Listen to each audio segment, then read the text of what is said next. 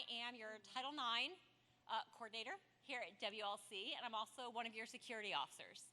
Today, I'm going to give you some training on both Title IX and security and safety. This training is required. It's required by the federal government at least once a year for every student, staff member, and faculty at all colleges and universities. It's going to be interactive. There's going to be times where I'm going to ask you questions. I would love your interaction. It makes it so much easier. Next slide, please. So Title IX, we're going to discuss what Title IX is. Does anyone know right off the bat what Title IX is? It's sexual harassment, sexual assault. That's what it is. We're going to talk about sexual violence. We're going to talk about what if. What if it happens? What do you do if it happens to you? What do you do if it happens to somebody else and you're the bystander? What do you do if you're the staff member or the faculty member and you find out it happened? And then what responsibilities the college has to you. Beautiful. Next slide, please. So some things I just copy and paste because you don't want to get it wrong. Title IX says, and this will probably be the last time I read a slide to you, no person in the United States shall, on the basis of sex, be excluded from participation in, be denied the benefits of, or be subjected to discrimination under any education program or activity receiving federal financial assistance. That's what guides this. Next slide, please. So what is sexual harassment? What do you think? Somebody tell me what you think sexual harassment is. And you got to be loud. Yes, ma'am. It's doing things without consent, like the other person doesn't want it. So force, like a little bit less than rape. Good. Okay. Good. Anybody else? Yes.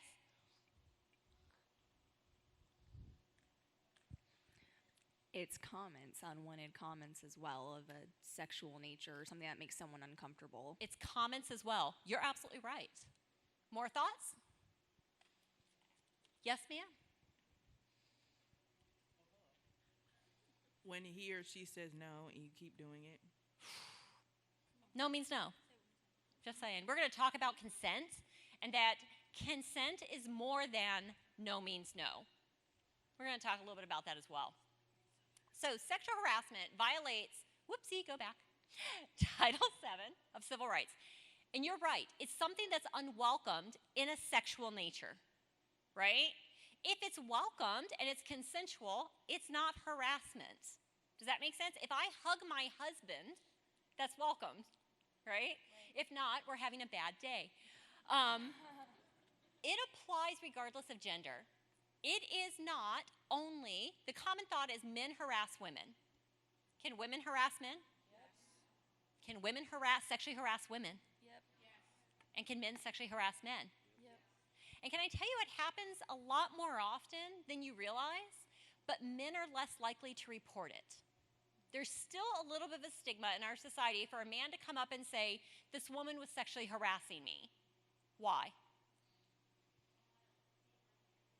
They don't want to be unmanly. They don't want someone to say, really, she was just flirting. Don't you like that? Right? But men have the same rights that we have as women, and if it's unwelcomed, it's unwelcomed. So 16% of reported cases are men, and 84% are women. Now, some of these pictures give examples. If there's a person sitting here, and I'm really invading their space, man or woman, right? That could be considered sexual harassment. What about if someone has something on their phone of a sexual nature? What if it's a cartoon? It counts. If it's something that is unwelcome and unwanted, right? Unwelcome and unwanted. So if you have something on your phone, on your computer, scribbled in your notebook, you made a drawing, and it's inappropriate, and somebody else sees it, and it's unwelcome to them, it's harassment. What about, let's say you have something on your phone, and you're showing it to your girlfriend, right? And she's fine with it, but I see what it is, and I'm offended. Did sexual harassment just happen? Trick question, yes. It does not have to be towards the person that received it. A bystander can be sexually harassed. Does that make sense? Okay, next slide, please. Sexual discrimination. Sexual discrimination is when something is given to someone or not given to someone simply based on their gender. So, let's say conference is coming around and all the team leads are men. Could there be a question? Now, it could be that only the men are ready for that leadership position. That's also true. But would it maybe bring up a question of, why are just men in leadership roles here? If all the staff and all the leadership at WLC were just men, again, it could be that they are the most qualified people for those positions, and you have to keep that in mind. But it might make you wonder for a minute, hey, I know this woman over here, and she's more than qualified to do that job. Or vice versa, right? So sexual discrimination accounts for 32% of the complaints that were filed to the EEOC in 2017. The other type of complaints could be age discrimination, religious discrimination, things like that. Next, please. Intimate partner violence. It's also called domestic violence. It doesn't mean you have to be married to the person for this to occur. You're living in the same environment, and it's a control thing. It can be physical, psychological, or sexual. It could be on either gender. Even if you're married, this could apply to you. Because even in a married relationship, you have to have consent.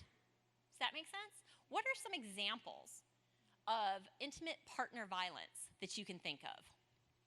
Other than the obvious, can you think of anything outside of the name calling or the beating? What else can you think of? Financially, that's great. Someone who does a financial control is controlling you, absolutely. Yes, ma'am.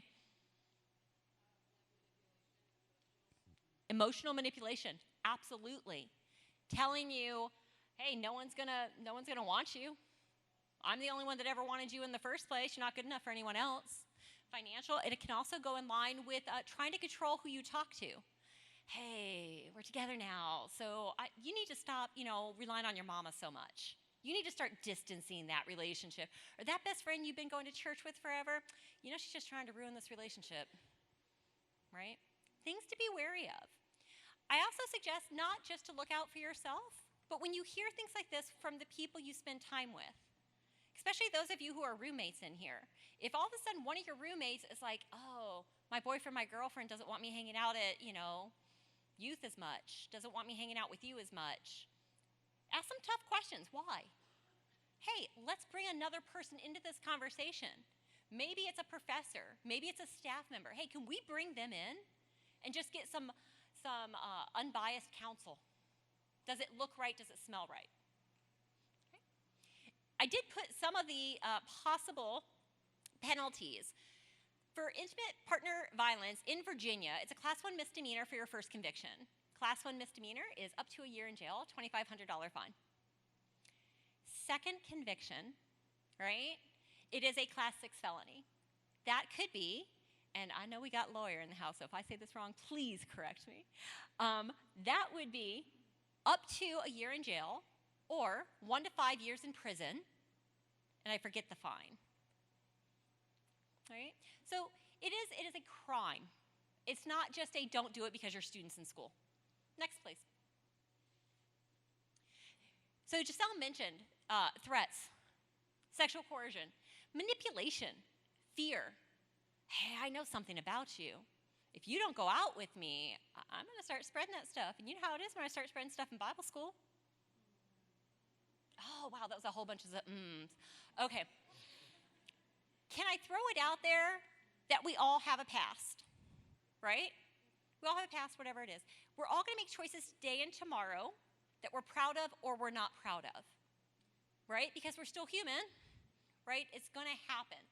And it's something that some people will do. They'll try to manipulate and control you with pieces of information, right?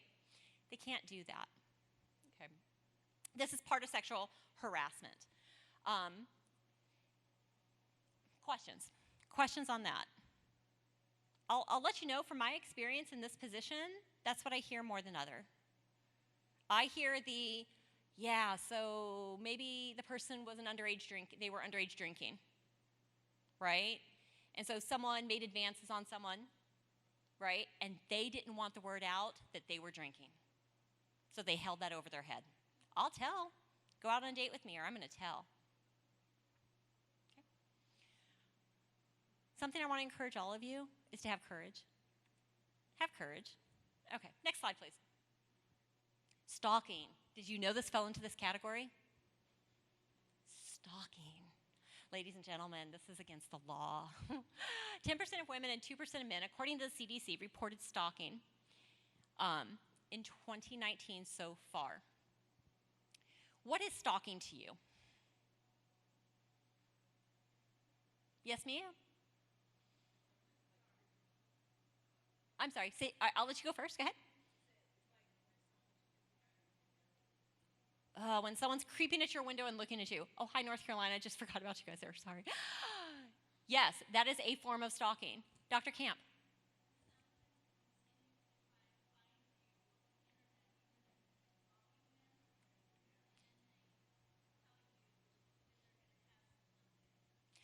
She said, when people continue to follow you on the internet, even after you've blocked them, and continue to tell you, I'm going to have you one day. Can I tell you, stalking is not always opposite genders? Maybe it's a roommate you used to have who's just not happy with you anymore when they're stalking you. Sometimes it's unwanted gifts. Maybe you have an ex and they just figure, I'll just keep sending those flowers. I'll just keep sending those gifts. And you're saying, look, I'm not interested. I've moved on. Even if I haven't moved on with someone else, I've moved on from you. I'm not interested in this anymore. You need to stop, right? You made it clear. Can I also encourage all y'all to find your voice? I'm going to pause and go off script just a little bit for a minute. Women, I'm specifically speaking to you for just a minute. When you say, I really want you to stop, did I just send you a mixed message? I want you to stop this. This is no longer acceptable. Am I clear? Is that a very different message? Ladies, we're really good at giggling through things and smiling through things because we're really concerned about hurting other people's feelings. But there are very important times in your life where you need to be assertive, right? No, this is not okay, and you need to stop this, right? It goes to men too. Okay. Class 1 misdemeanor, first conviction. I've already told you the years, and then a Class 6 felony for the second conviction within the first 5 years. Next slide, please. Sexual assault. Ladies and gentlemen, that's any unwanted act of sexual nature that is imposed on another person. We're all adults in here, right? Any sexual act that is imposed on another person. 90% of the people who report it are women. 9% are men. 80% of the victims know their attacker. Does that surprise you? It's normally not the random person on the street who sees you in the alley. It's normally the person who builds up trust. You can trust me, right? We go to the same church. You can trust me. We work at the same job, right? They get to know you, and they get to know your weaknesses, right? I am not suggesting that you don't socialize with people and open yourself up to people. What I'm suggesting is you be wise at what you share and with who and when, right? It is a felony. There we go. Not less than 1 year, not more than 20 years, unless there's other factors that play into it. If you want to make it an armed sexual assault, odds are times could go up even higher. Does that make sense? Questions about sexual assaults? Okay. So, next slide, please. Consent. Let's talk about what consent is. If you ask somebody, hey, do you want to go out on a date? Right? And they say, I'm going to go into this and then I'll go back. So, would you like to go out to dinner tomorrow night? No, I'm not interested, thanks. Right? That's a no. If you persist in asking, that's actually sexual harassment. Does that make sense? Please do not persist in asking somebody out if they've told you no. It's so funny as I watch around the class or around this room, I'm watching head nods and I'm watching nudges. It's great. Consent must be clear. It must be completely understandable. You cannot get consent from someone who's impaired. You cannot get consent from a minor. If someone is impaired, what does that mean? How can you be impaired? Give me an example of how you can be impaired. Under the influence of drug or alcohol? Yes. Give me another example. Yes, ma'am. Injury? Yes. Yes, ma'am. Prescription medication? Absolutely. What if you're tired? You're really sleepy. Can you give consent? No. One of my jobs previously, I was a victim witness advocate for Malmstrom Air Force Base in Montana. And so I went to court cases where there were sexual assaults. My job was to assist the victim. There was a victim and she was completely knocked out. The assailant even said, oh yeah, she was completely passed out. I had to hold her head up so she could puke. And then he assaulted her again. She couldn't give consent. Okay. Consent is ongoing. Just because someone gave you consent yesterday doesn't mean it's okay today. Do you have questions about that? Wow, it's a tough topic. Okay, next slide, please. So let me first say, if you are sexually assaulted or you are the recipient of sexual harassment, it's not your fault. I'm not going to put the blame on the victim, but there are things that you can do to lessen the opportunity for it to happen to you, right? So, oh, that really skewed. That didn't look good. Beware of your surroundings. We live on the beach. So if you're going to go down to the beach and you're going to be listening to one of those concerts or one of those bands on Friday night, one of those free bands, that's amazing, right? Good music, good times. Be aware of your surroundings. Is the group next to you getting a little too intoxicated? Are they getting a little too rowdy? Do you need to move? Did the people you go with originally have the plan of we're all going to go, we're going to get some pizza, we're going to sit on the lawn, we're going to listen to the band, and then someone's starting to get into a little too flirty? Be aware of your surroundings. Minimize your distractions. Oh, ladies and gentlemen, those phones. Those phones that our heads are in all the time are not allowing you to see what is happening right in front of you, right? I think that even though they're a wonderful piece of technology, and I'll tell you, I'm a Google fan, right? Not Wikipedia. But you'll miss things. You'll miss people staring you down, scouting you out. Vet your new acquaintances. Everyone in here is either a longtime friend of someone or you're brand new, right? Can I suggest that not everyone in Bible college is as far along their journey as everybody else?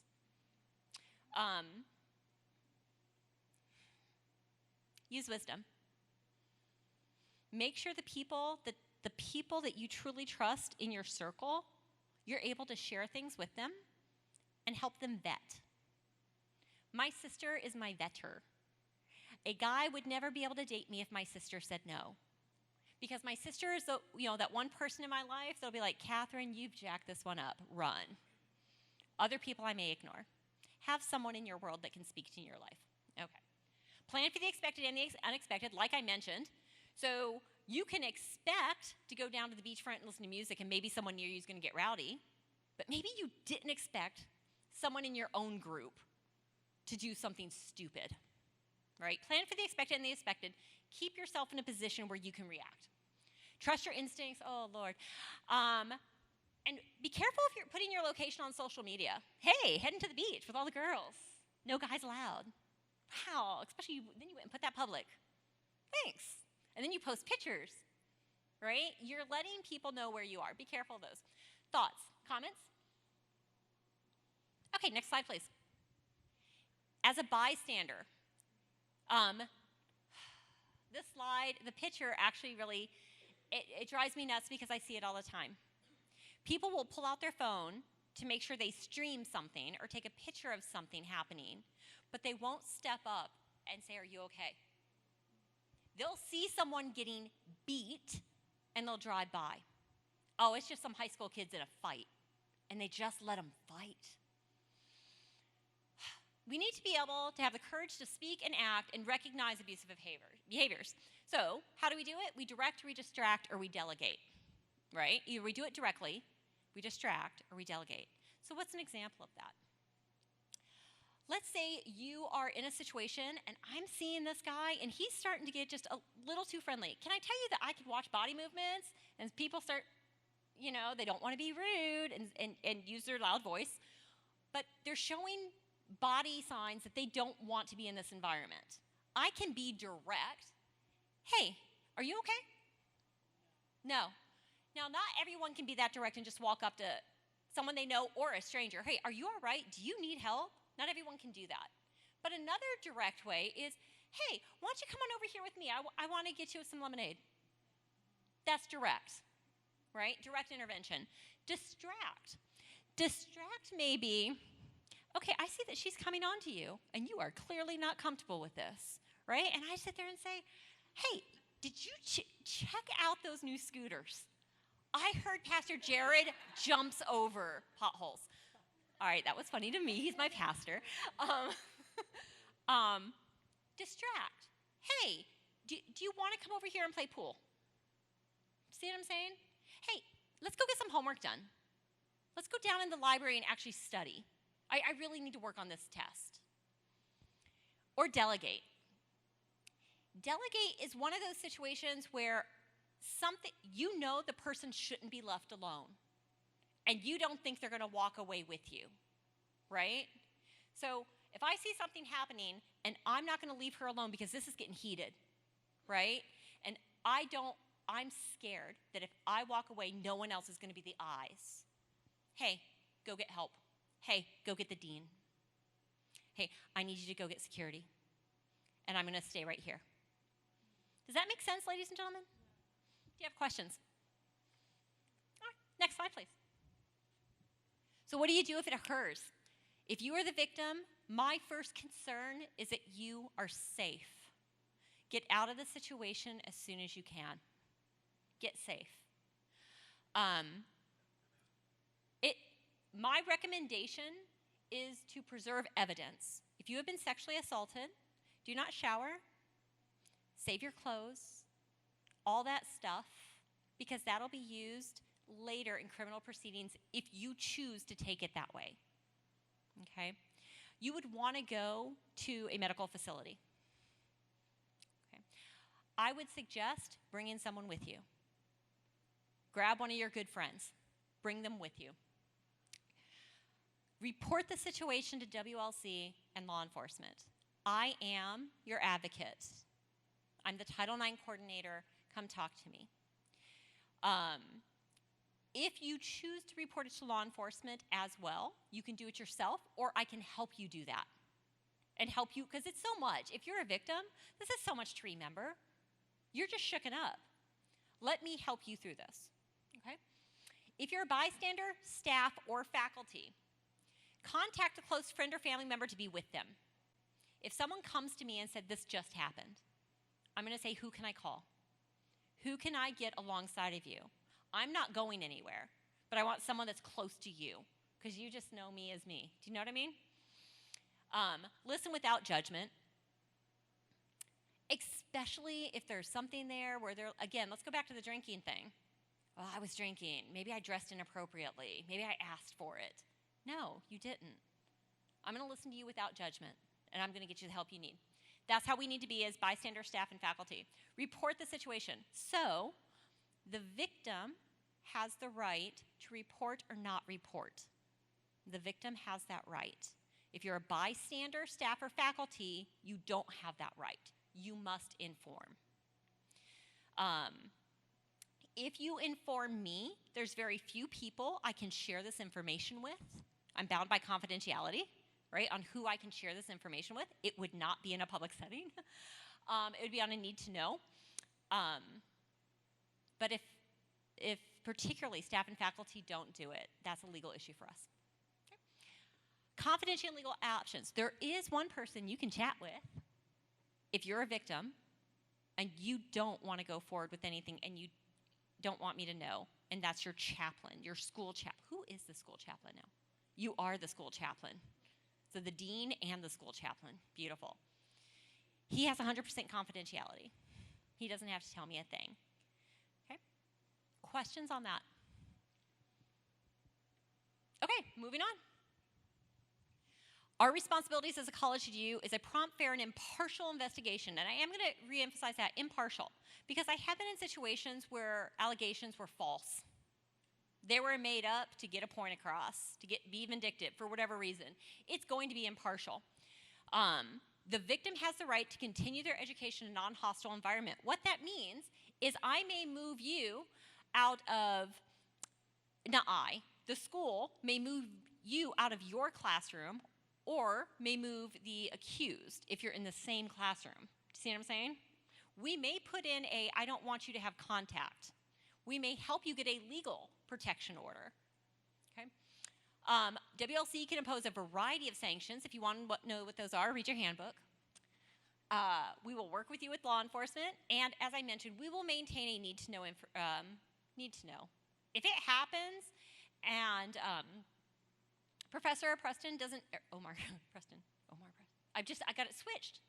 Preston, Omar. Oh my gosh. I've known you for so long, and I'm totally jacking up your name. Okay. And he doesn't need to know. He's not going to know. Faculty, we don't share that information. Okay. Next slide, please. So are you ready? Are you ready to lead with integrity, speak up when necessary, live an example, live as an example? Are you ready? Do you have any more questions on sexual harassment, sexual assault, Title IX? Yes, ma'am. I want to ask this just for the general public. So Chuck is one of the nicest people ever, but what if a female doesn't feel comfortable talking to him? Who should they talk to? Great question. Me. Okay. Me. Again, I am required to report it. So I don't have 100% confidentiality. I am required to report it. But again, I hold very close confidence. So I'm only going to share with the people I'm required to share with. If you guys want to know the current statistics of these type of crimes at this school and in this area, it's posted online at the Wave Leadership College website under Title IX. There's a hard copy in the library, and it goes back a couple years. So we submit this report every year to the Department of Education, and it doesn't just what happens on campus, but we span out a little bit as well per requirements, and you can read it for yourself. We're doing really good. Yeah? Yeah. Wow, what a great question. Has any incident happened at WLC? I'm going to answer that with, because, like I said, if someone chooses not to report it, no incident has been reported to me that met the requirements to inform the Board of Education or Department of Education. Does that help? If it did happen and they didn't inform me. Any other questions on this topic? Okay, we're going to move on. Next topic, we are going to talk about safety and security. So, for those of you who don't know me, I did 27 years in the Navy, and part of that was with the Marine Corps. So, yes, I know a little bit about security and safety. I could be a real, I was going to think of a word. All of a sudden, I couldn't think of the word that would be appropriate to use. I'm just going to go with tough. I can be really tough if necessary. Assertive? Okay. Next slide, please. First, let me talk about hurricanes. How many people here have not experienced a hurricane? Beautiful. Oh, you're going to love Hampton Roads. Okay, cool. Hurricane season runs from June 1st to November 1st. Now, that doesn't mean that it can't happen before or after. That's just the typical season, right? When hurricanes happen, the beautiful thing about hurricanes is we get notice, right? Pay attention very closely to the notice. If a hurricane is heading our way, I can almost promise some additional form of education is going to come to your email from the school, giving you more specific information, more specific details than this quick brief, and that way it'll be handy as well.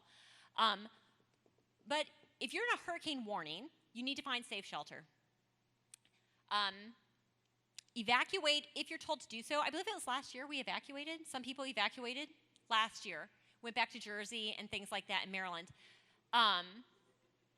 Listen for emergency information and alerts. My recommendation is to figure out whatever app you want, whether it's the local news app, whether it's the Weather Channel app. Pick an app that's going to the Hurricane Center app. They will send you warnings if something's coming your way. So when it comes to water, turn around, don't drown. Do not walk, swim, or drive through flooded roads. Ladies and gentlemen, it does not take much water to get underneath your tire before your tire becomes a boat. It really doesn't. Has anyone hydroplaned before? Yeah, it probably wasn't that much water, was it? And your car slid, right? Now imagine going under one of the underpasses here in the Hampton Roads area. Okay, next slide, please. Storm surge. Ladies and gentlemen, this is the part that gets people killed. Over 20 feet of water can be pushed several miles inland really quick. And it's the leading cause of hurricane-related deaths. Now, does that 1,700 pounds per cubic yard surprise any of you about how much water weighs? What does that mean? Something that weighs that much, that is coming crashing that quick, can do some serious damage. It can pull trees from the roots. It can move your car. It can bring a boat that's down at the marina and bring it inland and land it on your house, right? Don't play with the storm surge. Just so you know, about 1 inch of water can cause about $25,000 of damage to your home. Floods will affect you, and renter's insurance typically doesn't cover it. Know your zone. Now, I looked up your zone. Have you guys heard of Know Your Zone? So there's a link up there, Know Your Zone, and the zones that they've done here tells you what flood zone you're in. What's the likelihood it's going to flood in your zone? Now, we're very fortunate. WLC and Campus Housing are both Zone D, which is good. You still need to take precautions, though.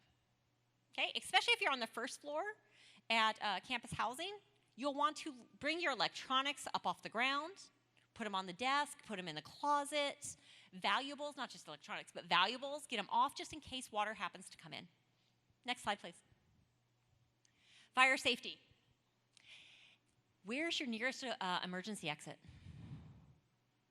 Beautiful. They're also behind you. Where is your nearest fire alarm? We're guessing. The closest fire alarms are by the exits, not these exits, outside your main doors. Your fire extinguishers are also by your main doors, but they're hidden in the wall. If you don't know they're there, right, you walk right past them. I encourage each of you, when you go into any room that you're going to be in at WLC, find your exit, notice where your alarm is, and find the fire extinguisher. Okay? We will have a fire drill at some point this school year. And when we have this fire drill, you will immediately evacuate wherever you are, and you will meet out the doors near the portables on the opposite side of the children's playground. Where do we meet? Other side of the children's playground. I do time this. I do see how long it takes us to do it. Leave your personal stuff behind. Just get out. If we treat every drill like it's real, instead of, oh, it's a drill. All right, come on, guys. I was right in the middle of my presentation. I'm going to have to start over. I wonder if my professor's going to be nice. Then we're going to miss the point. And then when something really happens, right, we're going to blow it off. Next slide, please. Security at WLC. Park in front of the building. I know you guys have all heard that, right? We have more lights in the front of the building, and we have staff at the front desk while the building's open. You want people to be able to see your vehicle. There have been students in the past who have had their car messed with, right? I don't want that to be you. I also don't want you to have to walk to a car by yourself if you parked in back, particularly night students. Okay? If it's dark or you feel uncomfortable, get someone to walk with you. It's that easy. I've done that before. Hey, it's just kind of, you know how sometimes you just get that creepy feeling? Yeah, let's just walk together. And then I'll give you a ride up to your car. Okay? We do have on-site security personnel. It's always good to get to know them. They also are really good at listening to you guys vent when you have professors that are stressing you out. Here's a little hint. They tell us. Okay.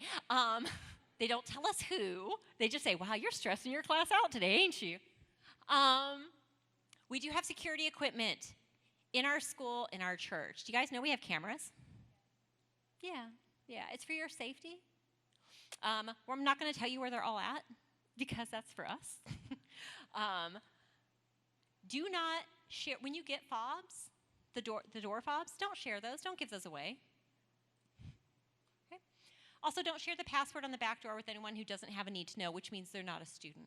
They don't have a need to know. The number one asset we have is you. If you see something, say something. Don't assume that somebody else is going to speak up because they're assuming the same thing about you. Next slide, please. Weapons on campus. Oh, my class earlier told me they liked knives. Oh, and the snort. It was beautiful. So let me share how this works. If you have a pocket knife, right, less than a 3-inch blade that retracts, right, legally, you can carry that. If you have more than a 3-inch blade and it does not retract, you may not have that on school property. Okay? In addition to our college, we do have the child care facility here, right? So, because of that, it's up to 12 months and $2,500 for a class 1 misdemeanor. That also includes tasers. Okay? Now, if you want to go ahead and bring a weapon here, right? You want to bring a handgun, you want to bring a rifle, don't. Just don't. Just the possession is up to 1 to 5 years. Does anyone know what brandishing means? I pulled it out. Right here, it's on me, right? That's my 1 to 5. I pull it out and I brandish it. I don't even have to point it. But I brandish it. Look at that penalty. Okay? Ladies and gentlemen, don't do that. And it also makes our security people very, very itchy. Next slide, please. Active shooters. I am so sorry that this is part of our society today. It breaks my heart that my college experience is different than yours. But we're going to talk about it because it's important. The top picture, 2007, who knows where that is? It's Virginia Tech. That number, 32 dead, 17 injured. The one next to it, Sandy Hook Elementary School. 2012, 26 died, 2 injured. These numbers do not include the shooter or people that they killed prior to the actual mass attack. The bottom one, anyone know where that is? That's Virginia Beach. It's not that far from where we are right now. 12 died and 4 injured. Next slide, please. So what would you do? What do you think you'd do? Anybody? If someone walked through that door right now and you heard pop, what's the first thing you're going to do? Run? Anybody else? I'm sorry. Cried? Hide, run. You may cry too. That could happen. Can I tell you what the statistics say that we do? The statistics say that we freeze. We do 2 things. We freeze or we investigate. Pop. Wait a minute, what was that? Let me go out in the hall and look. But that's what we do, right? That's what we do. We're curious. Either we hear it and we're like, I don't know. Someone popped a balloon. I don't know what that was. And I don't care. I'm in the middle of my presentation and I've been practicing this all night, right? Or we freeze. Next slide, please. Do you know what a gunshot sounds like? It sounds like what you expect. If I'm around fireworks all the time and I hear a pop, pop, pop, oh, someone must be shooting off fireworks. If it's a 4th of July, pop, pop, pop, it's fireworks. It's what I'm expecting to hear. Does anyone know what kind of car that is? My husband's giving brownie points for anyone who can identify that car. Close, so close. What? Mustang. Oh, I see you standing. You're going for it. It's a Nova. It's his dream car. Anyway, someday I'll let him buy it.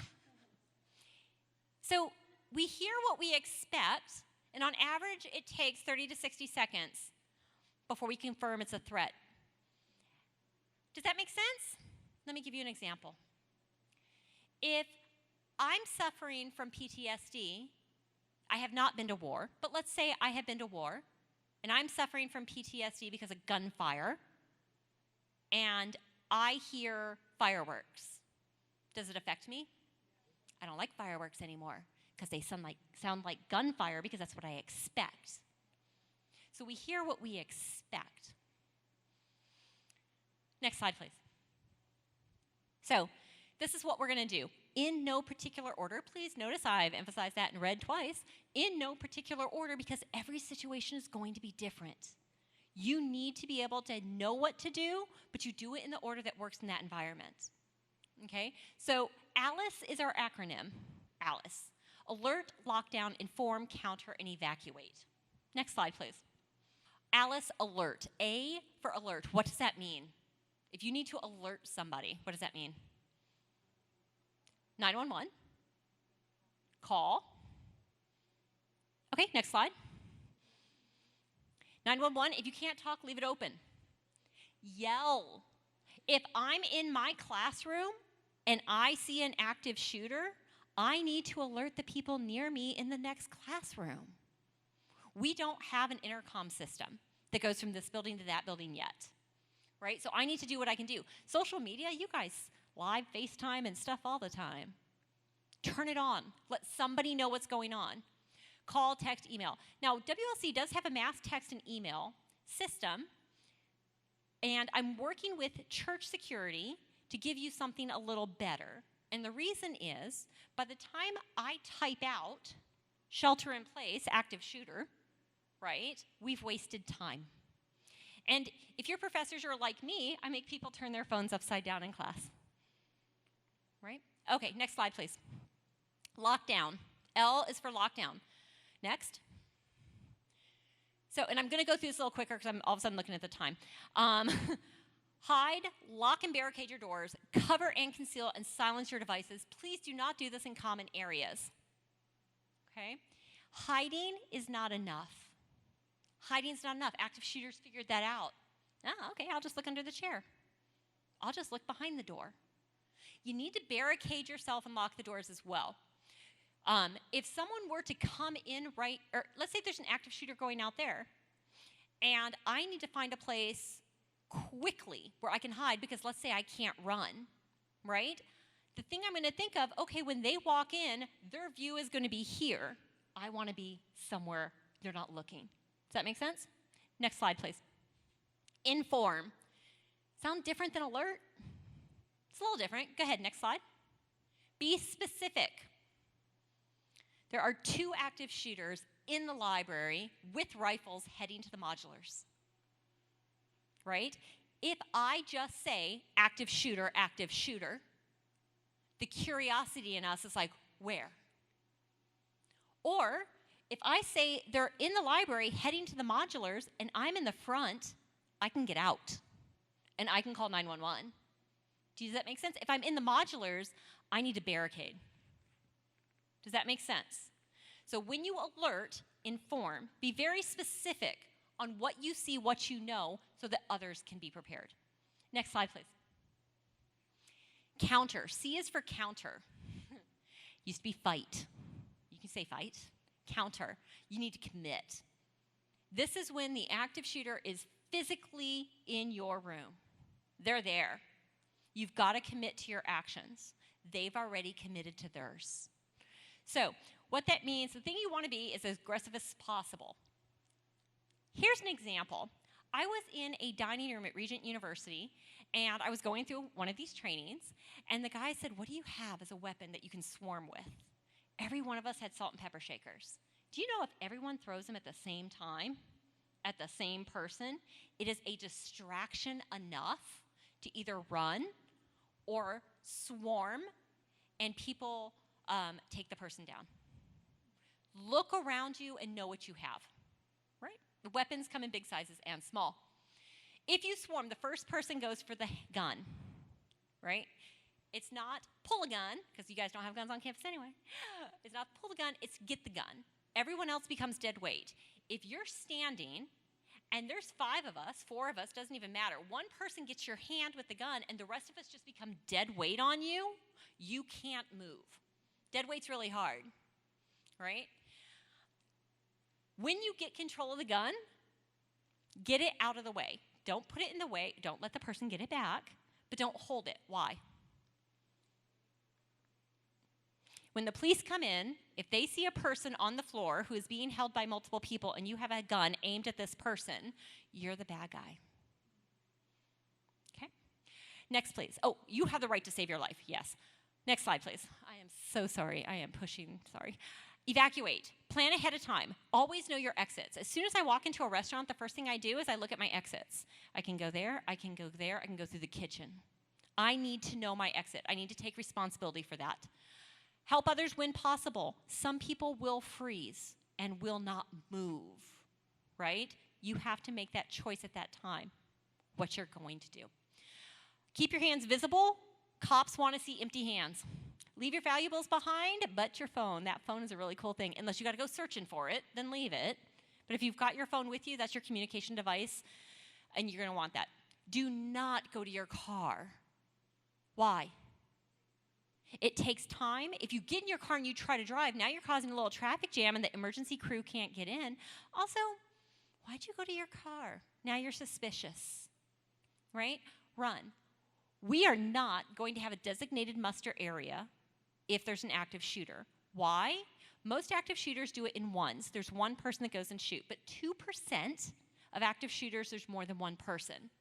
2% is too high of a number for me to risk saying muster in this one spot, and now you're a target.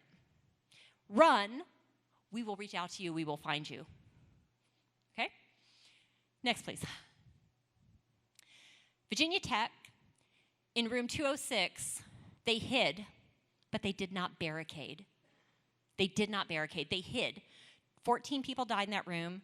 2 were injured and 2 survived. In room 204, they barricaded with 2 bodies. 2 of the professors barricaded the door. Those were the 2 that died. The other 3, there was 3 wounded and 14 got away. They ran, they also jumped out the window. Sandy Hook, the first grade class hid, all 15 people died. The second class, they hid, 6 died, 11 were injured. The third barricaded. No deaths, no injuries, 15 survived. Do you see the difference from just hiding? Most active shooter events last less than 5 minutes before the entire thing is done and the person has either committed suicide or the cops have engaged. 5 minutes. But every 23 seconds, someone is shot. Now, when I go back to it takes how long to identify a gunshot as a threat?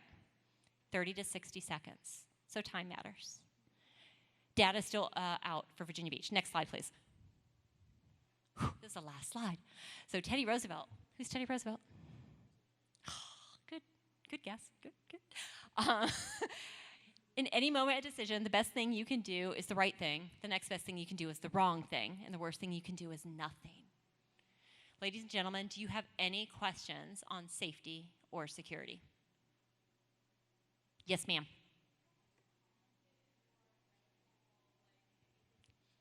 Great question. Do we have a trauma kit or medical or anything like that if it happens? We do have an AED, an automatic defibrillator, which is on the wall over here as you get ready to exit. That's if someone stops, they don't have a heartbeat, you're doing CPR. Other than that, I don't know the answer, but what I would tell you is we don't, the Department of Homeland Security says you do not stop for wounded people. You get out. When police come in, they're not going to stop for the wounded person because they need to stop the shooter. Then, once the shooter is contained, then emergency care will come. So it'll come from someone else. Good question. Any other questions? Ladies and gentlemen, if you do have any questions, I will still be around. Please feel free to come see me. North Carolina, sorry I didn't look at you much. I kind of forget you're there. Dean, it's all you. Whew. Let's thank Dr. Warren. Two things. One, we do have a first aid kit if anything just happens, haphazardly through you get a major paper cut or something. At the info desk, there is a pretty large first aid kit. Secondly, I am not the chaplain. Since I am dean and like the security officer with you, I am not the chaplain. We are suggesting you talk to your pastor. So if you would like to talk to somebody, talk to your pastor. And they will decide, you guys can decide the course of action. Do we share it? Do we keep it? Whatever. But talk to your pastor, whoever you are comfortable with. So, any other?